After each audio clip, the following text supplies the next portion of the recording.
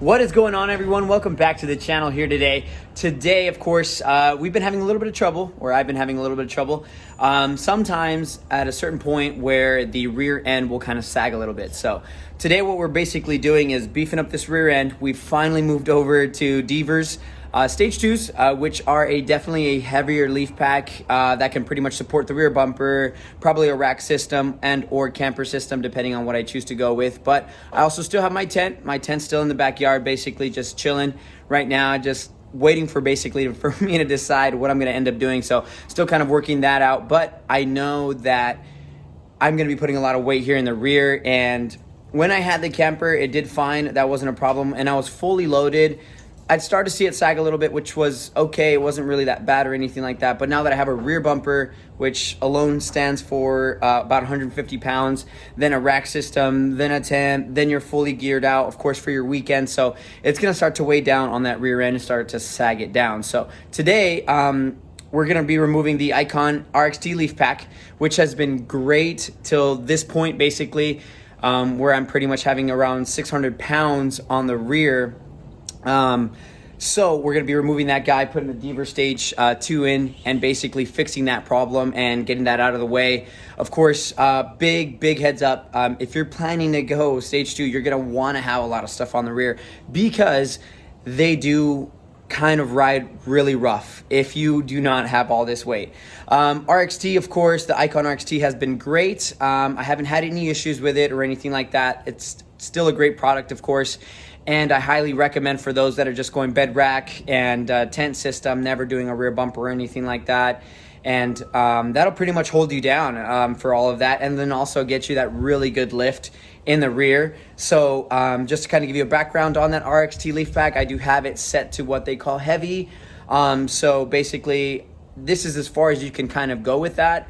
The Deaver, of course, has a more of a weight rate per se and can definitely hold up more. So they have different stages, of course, depending on what kind of weight you're trying to go with. So the Stage 2s is kind of the median for me, which I thought was going to be perfect. So we're going to go ahead and throw these guys on and then see what the lift looks like and then also how she's going to ride after.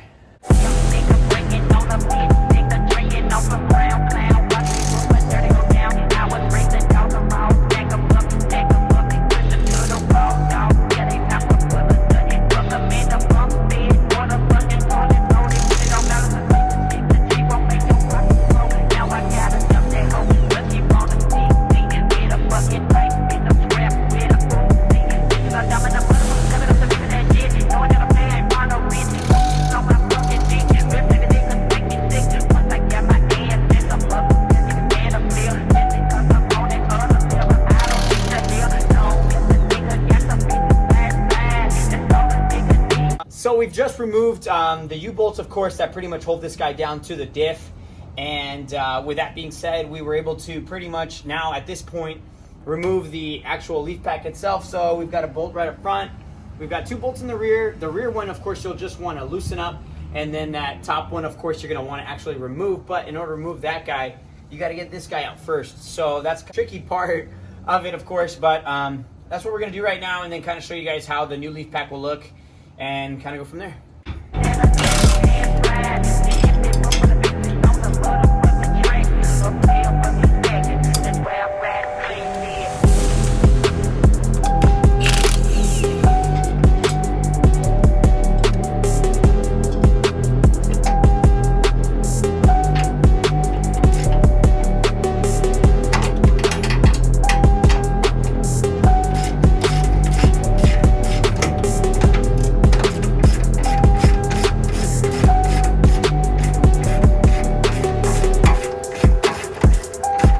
All right, guys, so we got the new leaf pack in, of course.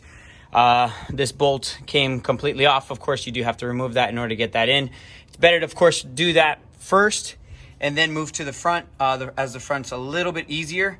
So that's pretty much just about it. It takes about 2 people to get this leaf pack out. You can probably do it on your own. You just got to jimmy it around while someone holds it, or you can do it on your own and get it done as well. Either or works. If you have the extra helping hand, of course, I would definitely highly recommend you having someone help you out. But from here on out, it's pretty much just bolts going back in and that'll be it in just a few moments. All right, guys, so we're all done with the leaf pack here. Now we're able to probably throw on a little bit more weight, of course, without it sagging.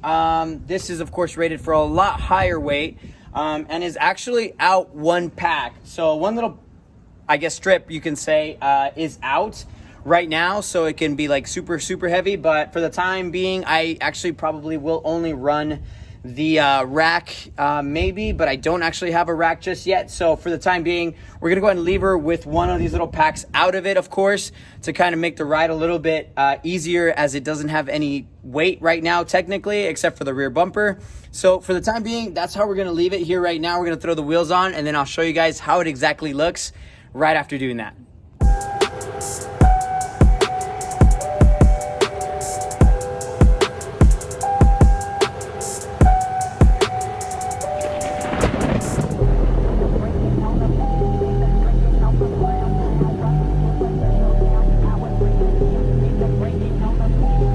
Alright guys, so we just test drove the truck. The truck drives great, of course, no issues whatsoever. It's not bouncy or anything like that. Like I said earlier, I did take one of the leaves out of the whole heavy pack, of course, out of the stage 2 Deaver, so to make it a little bit bearable, of course. Meanwhile, I wait to kind of decide if I'm going to go bed rack, if I'm going to go with a GFC style camper or a wedge camper, or if I'm going to go with a regular normal camper on top of a tent. So there's different endless, of course, things that I think I may do with the vehicle for the time being, or the truck, I'm sorry.